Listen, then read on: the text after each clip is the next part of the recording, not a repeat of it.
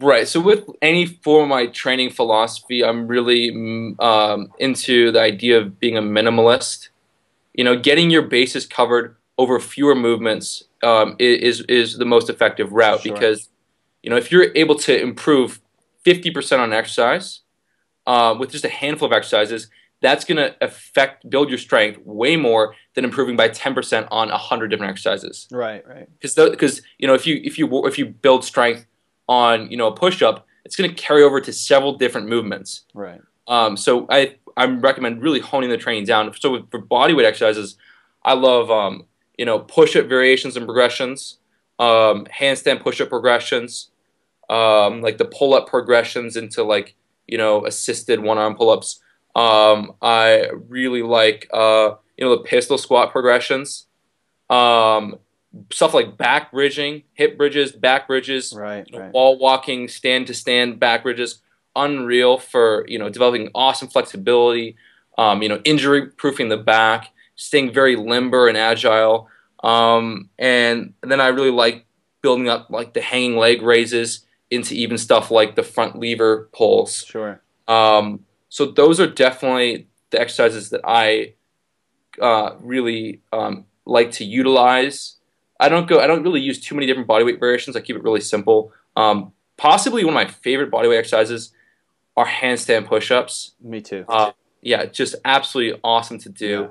And then one of the reasons why I love bodyweight training is because like as far as building the athleticism and and a great looking physique.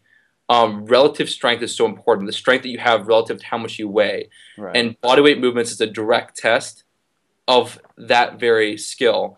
And so I know that I'm going to look like because I kind of fluctuate between being able to do a one arm pull up or a one arm chin up and then just being shy of it. And so I know that when I'm able to have the strength to do a one arm chin up, like I'm looking good. I got that leanness is there. And then when I lose that skill, I'm like, you know what? I'm losing that relative strength. My strength weight ratio is down. So the better you're performing on bodyweight exercises, the better you're going to look because you're not going to be good at them if you're overweight. You're not going to Yeah. be good at them if you're like 25% body fat. Yeah, I absolutely love bodyweight exercises, handstand push-ups, things like that. It's so great to be kind of a bigger guy and be able to crank out a set of 20 handstand push-ups, Yeah. and Yeah. to me, I think that they're safer once you get to know them, and they're more effective than like a barbell or a dumbbell press when it comes to shoulder development and shoulder strength. And I just think they're so much more fun. Plus, you can make them so much harder by facing the wall or doing freestanding stuff, putting your hands on blocks, going full range, things like that.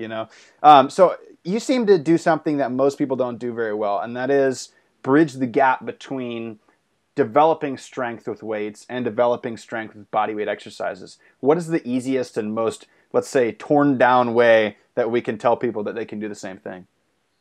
It really comes down to the whole idea of the relative strength that I mentioned earlier. So my body weight like even if I'm just doing purely just weight training, not even touching body weight movements. Granted, when I do pure weight training, I'm doing weighted chin ups. I always include that. But if I'm building relative strength, my body weight stuff's going to improve. So let's say I'm maintaining my body weight and getting stronger at standing barbell presses. Right. I know that if in a couple weeks if I want to go down to handstand push-ups, I'm going to be even stronger at them because my relative strength on shoulder presses have gone up. Now, if I was just hitting weight training movements and I was putting on the size too Right. fast, gaining weight, and so or even like because here's the thing is like most people that are hitting weight training like weight training programs, they're doing way too much volume, not getting that much stronger. They're pumping high amounts of reps, short rest periods. They're just going for that pump, that cumulative fatigue. And so they are gaining some size, but it's coming with a small, if limited, increase in strength. And so when they go to do stuff like body movements, they're weaker. And moreover, when they're going on like that bulking program, eating tons into like just overdoing, like just trying to gain too much weight too fast, they're losing relative strength because they're training their muscles not to get stronger. They're training their muscles just to get better at handling this pump. And then they're overeating, so they're not getting stronger in relative strength. But when you focus on, becoming very laconic with your training, focusing on really getting stronger, focusing on staying lean with proper nutrition, then whether you're doing body weight training or whether you're doing weight training, it's not going to make a difference. You know, your body essentially doesn't know the difference between well, there's very little difference between, you know, taking a bit heavy barbell and pressing it over your head, or, you know, flipping yourself over onto a wall, grabbing a pair of, you know, big blocks and doing full range handstand push-ups. The shoulders are still essentially getting a very similar stimulus.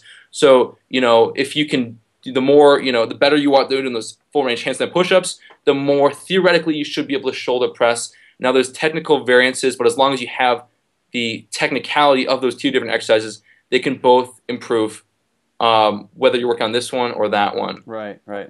I like the concept, just making sure that your relative strength. So it's like if you're gaining strength with weights, just make sure you don't gain a bunch of weight, body weight wise, because if you do, then you're not improving your relative strength. You're just improving your strength, not your relative strength. So that's an interesting concept. Yeah, and I mean, like, there are certain movements that I favor with weights. There are certain movements that I favor with body weight. Like, there's really no better back exercise than hanging from a bar and lifting your chin up over the bar. Right. So there's really no better exercise for the back than doing a pull-up or chin-up. No weight training contraption, no pulling movement is going to beat the pull-up or the chin-up. Now, as far as, like, bodyweight push-ups, well, when you're getting into stuff like one-arm push-ups, it's becoming an equal test of core stability as is pushing power. Sure. So you're not going to develop, like, if you want to purely just build that horizontal pushing strength, the strength of your chest, you can do that better with bench presses or incline presses or close grip bench presses than you can with a one-arm push-up. Right. That's just the nature of the movement, because the only way to get an equal stimulus for the chest and triceps with push-ups is if you do push-ups but with a ton of weight in your back. And if you're at the point where you're really strong, it's hard to, like, get like a couple 100 pounds on your back. Right. To make it safe, right? It doesn't even make it safe. But then the other option is, like, you can do, if you're doing weighted dips, that's going to work just as well. Right. And interestingly enough, I think there is something to be said about the fact that the closed chain factor with bodyweight movements, with stuff like doing like chin-ups. The reason why I think that chin-ups probably are more effective than doing lat pull down is because, you know, you got your hands fixed to the bar and your body is moving through space. Contrarily, with lat pull down, your hands are free moving. And so when your hands are fixed to an object and your body is forced to move back and forth, you know, you're actually getting better muscle fiber recruitment. So as well, it's a bit safer on the joint. So I mean, stuff like weighted dips and weighted chin-ups are just so powerful. And I always, you know, there's this weird, you know, with dips even, I just found that the strength would come up so well. When I was, you know, at a bench press plateau and I started hammering out weighted dips, you know, I was adding like 5 pounds each workout to my weighted dips for a long time, just getting really, really strong. I wouldn't do that with bench. It just wouldn't happen. So stuff like, because bodyweight movements are just such natural movements, you're just doing basic stuff with your body, I feel like you can really, there's a high, you know, you can really get strong in them and progress very well. So I do like to definitely include the body exercises into a full program. So if you were just to pick a few exercises, would you say that somebody could get fantastic results just focusing on their weighted pull-up, their weighted dip, maybe a weighted pistol, and a hanging leg raise, something along those lines? Yeah, I think that would be they could get kick-ass results. I would periodically change weighted dips with like incline bench press just to ensure that change the direction of the press. Direction, yeah. Right. Yeah. But yeah, no, you can get totally very, very sweet results with just that, you know. Folks, it's not as hard as we hear in the media. You just got to be consistent, right? I mean, that's really what it comes down to, just being consistent. Being consistent, like, that's what I do. I mean, essentially, like, I, you know, pick for my, you know, key exercises that I'm doing, and I just am tracking the relative strength and seeing how, you know, just, and as long as I'm improving on those 4 exercises, my physique is improving. And I mean, you know, you don't have to be in the gym 2 hours a day to improve at, you know, 4 key movements. You can do it training 2-3 days a week if you're really smart. If you're very smart and you know how to properly structure a routine, it's not hard. I mean, you probably know, like any you know, knucklehead can throw tons of different exercises into a program, make you sore as hell, Right. make you sweating. But it's, the real expert's the one that can simplify the training down to maximize that improvement each week. Because the more you're trying to do, the harder it is to actually see really solid improvements. Yeah. Sometimes less is more. It's such a hard thing to realize, and with training clients and stuff, and then quantifying the results by how hard it was for them to move the next day. It just isn't the reality of it. And like you said, the performance is just the easiest way to look at it. And you track those numbers, you move them forward, your physique changes. It doesn't have to be any harder than that. That's very cool, man. Well, hey, I have one final question for you before we get off the call today. And I always ask everybody this question. And so you're very successful with your physical training. You've built a successful online following as well. And I'm sure you're going to keep going with all this stuff. What's your secret to success, Greg? That's a good question. Okay, yeah. Put him on the spot. I'm thinking of a few different ways to take this, but I'm probably gonna say definitely. Now, this is a secret to success with in sort of the throughout each realm in terms of the fitness stuff. You can pick. You can pick. What's your secret that gets you from point A to point B? Right, dude. It's really, I'm not trying to be someone else. I'm Greg fucking O'Gallagher. That is it. So I'm not looking to society to tell me how to live my life. So really, it was a matter of finding what spoke to me the loudest. What really, got my proverbial dong hard in the morning.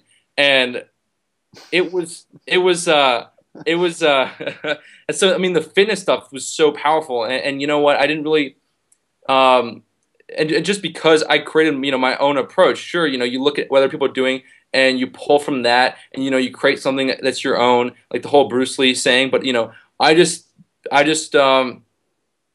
wanted to find what spoke to me the loudest and just pursue that. And I think that people get so caught up in, looking at what other people are doing and following some path and, what is society telling them, how is society telling them to live their life? Dude, there's something out there that is going to just, imbue you with so much just joy. And you just got to find out what that is. And then as far as the gym stuff, man, if you're not enjoying it, what's the point? You need to find a way to move forward, progress towards your goals while enjoying the journey. Because if you're not enjoying it now, you never are. So, I mean, those two things right there come to mind. Yeah, that's good stuff, man. Well, Greg, I really appreciate you taking the time to get on the Garage Warrior podcast, man. All right, my pleasure, dude. Thank you so much. It's been a killer podcast, killer hour or so.